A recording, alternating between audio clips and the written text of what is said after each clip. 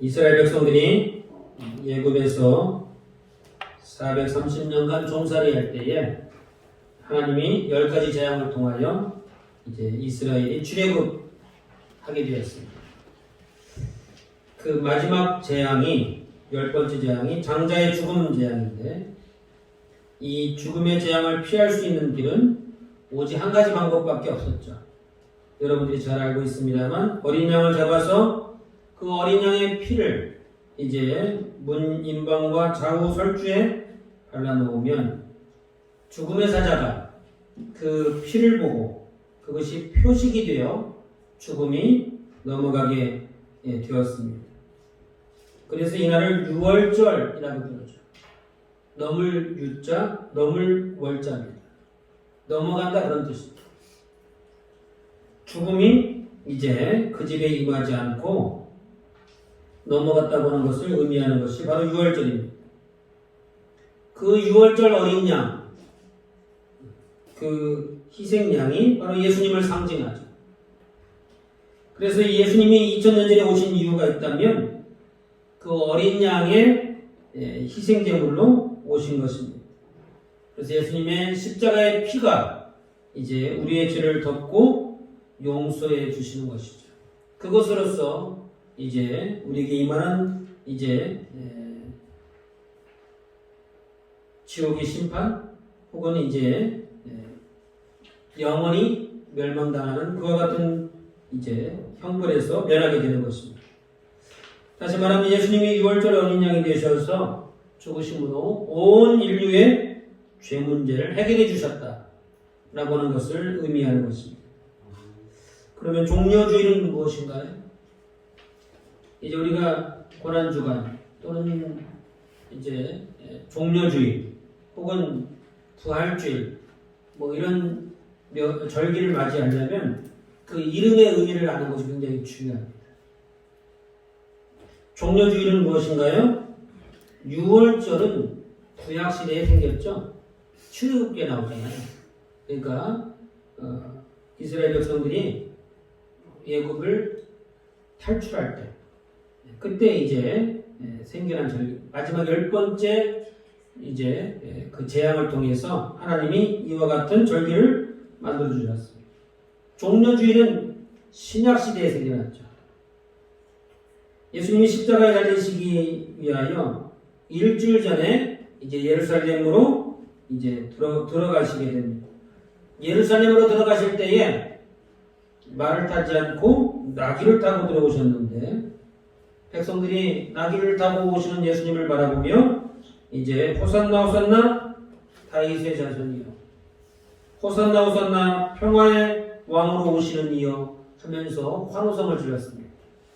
그 환호성을 지르는 것으로는 부족해서 자기가 입고 있던 겉옷을 벗어서 이제 예수님이 가시는 그 길을 이렇게 양탄자를 깔듯이 깔아주었어요. 그것으로도 부족해서 옆에 있던 종려나무라고 하는 것은 열대 식물인데 마치 손바닥을 쫙 편 것처럼 이렇게 야자수 이파리 이런 것들이에요.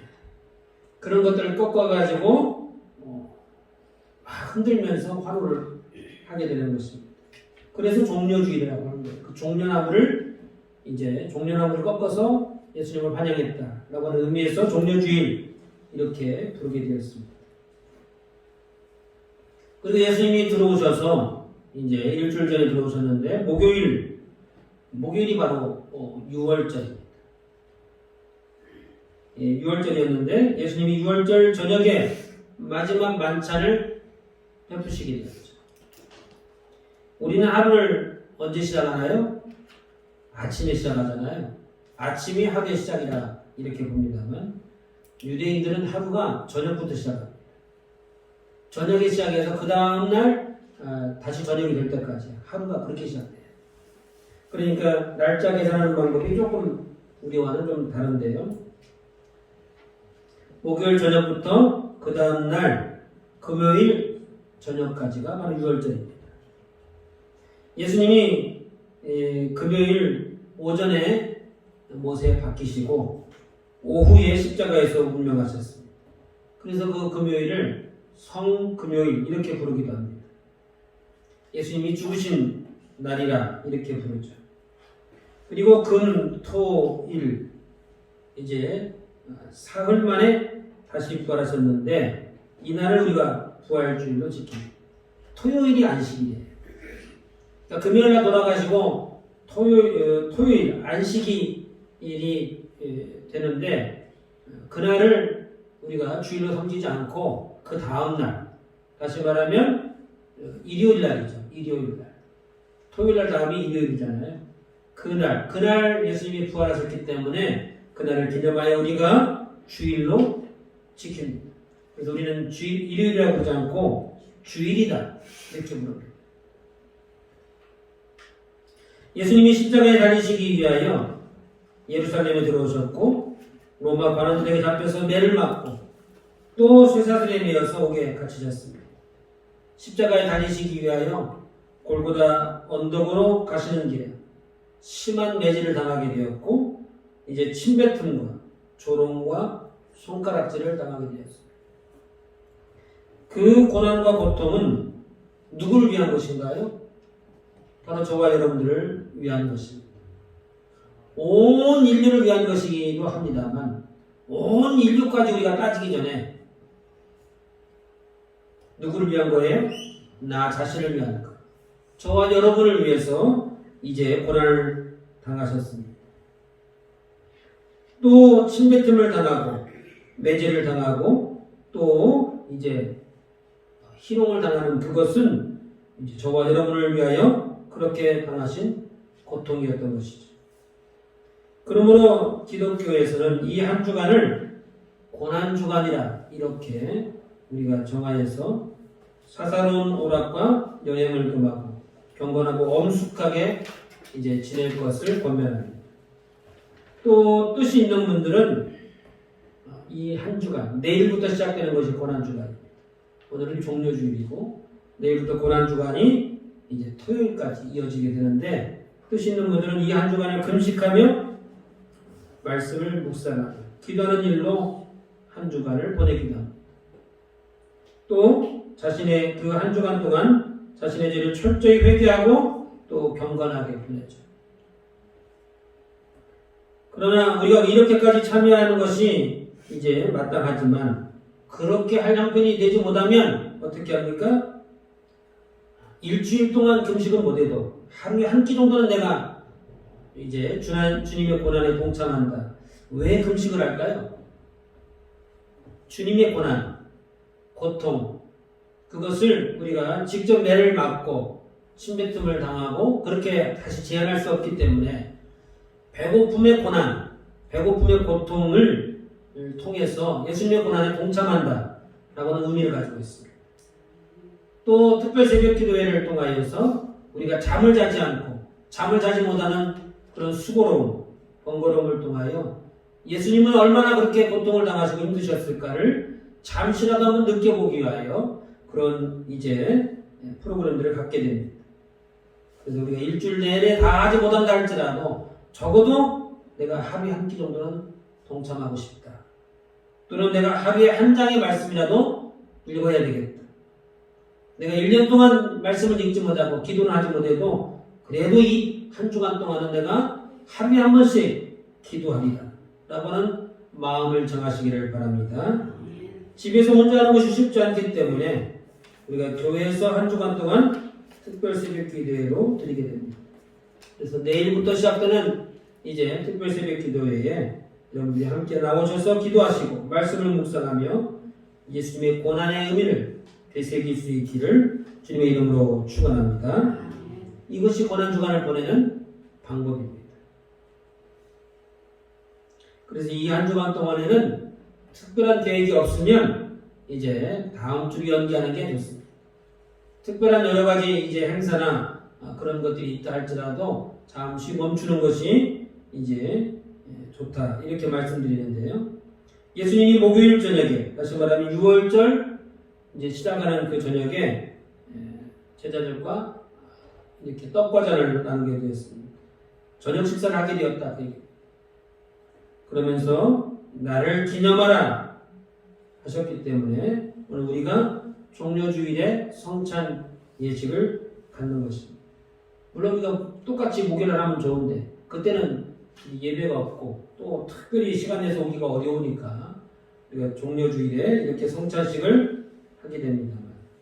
제자들과 만찬을 나누시면서 떡을 들어 뭐라고 말씀하셨어요? 이것은 내 몸이라, 내 살이라 이렇게 말씀하시고 또 포도주를 들어서는 이것은 내 피라 이렇게 말씀하셨습니다. 이 떡과 잔을 통하여 나를 기념하라 이렇게 말하죠. 기념하라. 기념한다는 게 무슨 뜻이죠?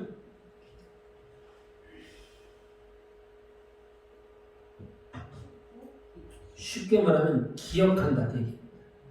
기념한다는 얘기는 무슨 뜻이냐면 예수님이 우리를 위하여 죽으셨던 그날을 잊지 않겠다라고 하는 의미입니다. 그러니까 이 떡과 잔을 통하여 나를 기념하라라고 하는 것은 무슨 뜻이에요? 내가 너희를 위하여 십자가에 죽어졌다고 하는 것을 잊지 말라는 거예요. 그런데 우리가 늘 이렇게 잊지 않고 산다는 게 쉽지 않잖아요. 그래서 성찬 예식을 통하여 그렇게 하는 겁니다. 부모님이 돌아가셔서 이제 기일이 되면 형제들이 다 모이잖아요. 모이는데 돌아가신 그날을 기념하여 모이는 거죠. 그날을 기억해서 모이는 겁니다. 그래서 맛있는 음식도 하고 또 부모님의 사랑을 추억하면서 어렸을 때 이야기도 하면서 이렇게 지내는 겁니다. 왜 그렇게 하는 거예요? 부모님이 우리에게 주신 사랑 그것을 잊지 않기 위해서 그렇게 하는 겁니다. 그러니까 예수님께서 나를 기념하라 이렇게 말씀하셨잖아요. 그 제자들이 모여가지고 야 우리 예수님 돌아가셨는데 우리가 예수님을 기념하자 이렇게 말한 게 아니고 예수님이 나를 기념하라. 다시 말하면 내가 십자가에 죽게 된 그것 그 이유 그것을 잊지 말라라고 하는 것을 말씀하신 것입니다. 예수님이 이것을 기념하라고 하는 것은 십자가의 보혈이 십자가에서 죽으심이 우리의 죄와 허물을 덮으시고 용서하시는 어떻게 보면 우리 인생에서 가장 중요한 날이죠. 온 인류를 놓고 본다면 예수님이 십자가에 죽으신 그날이 굉장히 의미 있는 날이고 중요한 날입니다. 그러나 개인적으로 봤을 때는 어떻게 해요?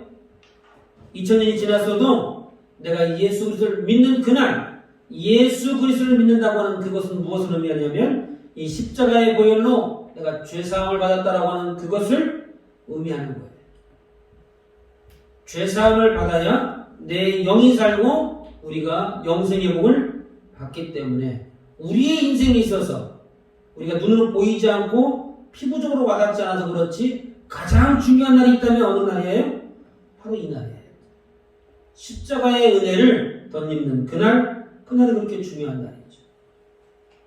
그래서 우리가 기념할 만하다 하는 겁니다. 그날을 기념할 만하다 하는 거예요. 왜냐하면 예수님이 죽으신 그것도 대단하지만 내가 다시 살 수 있는 다시 살게 된 날이기 때문에 중요하고 또 기념할 만한 날이다 하는 것입니다. 그래서 떡과 잔을 먹고 마실 때마다 그분의 은혜를 기념하고 또 감사하며 또 하나님께 영광 돌릴 수 있기를 주님의 이름으로 부탁을 드립니다. 그러므로 종려주일이나 고난주간에 특별히 성찬에 참여할 때에는 내가 과연 예수님을 믿는 성도로서의 경건한 삶을 살고 있는가 돌아보지 않을 수 없는 것이죠. 그래서 이제 우리가 성찬을 할 때에 이미 말씀을 드렸습니다만 준비되지 않았다면 아직 내가 회개하지 않았고 아직 내가 성결한 삶을 살려고 노력하지 않았다면 성찬을 받기 합당하지 않다면 받지 않는 것이 더 유익이다 그 얘기예요.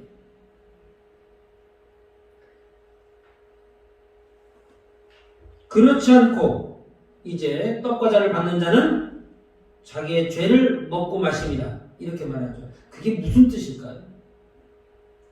내가 뭐 내 죄를 어떻게 먹고 보이지도 않는데 어떻게 먹고 마시죠? 먹고 마신다는 게 무슨 뜻이에요? 먹고 마신다고 하는 그 말로는 우리가 이제 잘 알기가 어렵습니다만 먹고 마신다는 이제 그것은 자기 죄를 먹고 마십니다. 다시 말하면 구원을 받지 못한다, 죄사함을 받지 못한다는 의미를 가지고 있어요. 하나님께 죄 용서함을 받을 수 있는 그 기회를 놓쳤다 그 얘기입니다. 그러니까 죄가 있는 자가 떡과 잔을 마시는 것은 매우 위험한 거예요.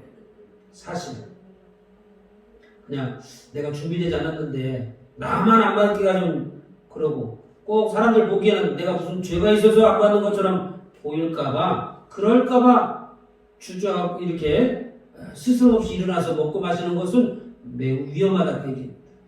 한번 체면을 세우려다가 하나님 앞에 용서받지 못할 죄를 지을 수 있기 때문에 매우 심각한 죄가 되는 거예요.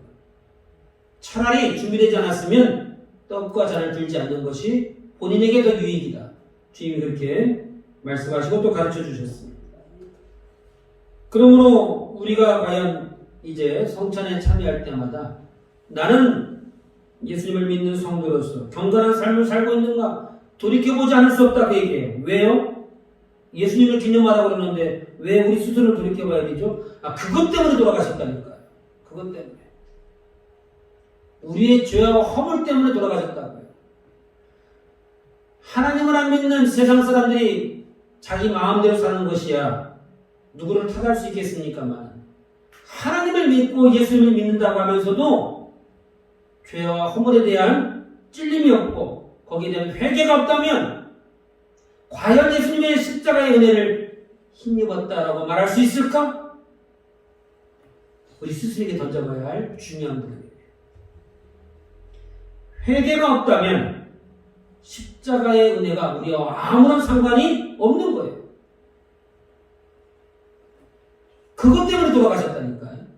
우리의 죄와 허물을 용서해 주시도록.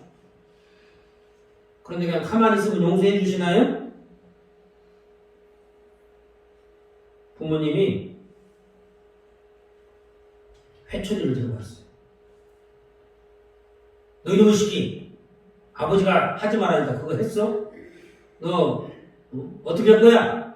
라고 회초리를 들고 왔을 때 다른 동생이가 부러지도록 때리려고 갖고 왔을까요? 용서해 주려고 들고 왔을까요? 용서해 주려고 들고 온 거죠. 용서해 주려고. 피할 길을 주려고 매를 들고 온 거예요. 그럼 어떻게 해야 돼요? 아들이 어떻게 하기를 바라고 갖고 온 거예요. 아버지 죄송해요. 잘못했어요. 한 번만 용서해 주세요. 그 말 한마디 들으려고 매 들고 온 거예요. 근데 이놈이 어떻게 해요? 절대로 잘못했단 말을 안 해. 절대로. 지가 잘못했으면 잘못했다 빌으면 되는데, 빌면 용서해 줄 건데 잘못된 말을 안 해. 그러면 부득불 어떻게 해요? 용서해 주려고 들고 온 매라도 어쩔 수 없이 내리칠 수밖에 없죠. 우리가 예수님이 십자가에 못 박혀 돌아가심으로 인해서 죄사함 받을 수 있는 길이 활짝 열려 있습니다만, 하나님 앞에 하나님 나를 용서해 주옵소서라고 하는 자기 신앙 고백, 회개의 눈물이 없다면 그 십자가는 나와 아무 상관이 없다 그 얘기예요.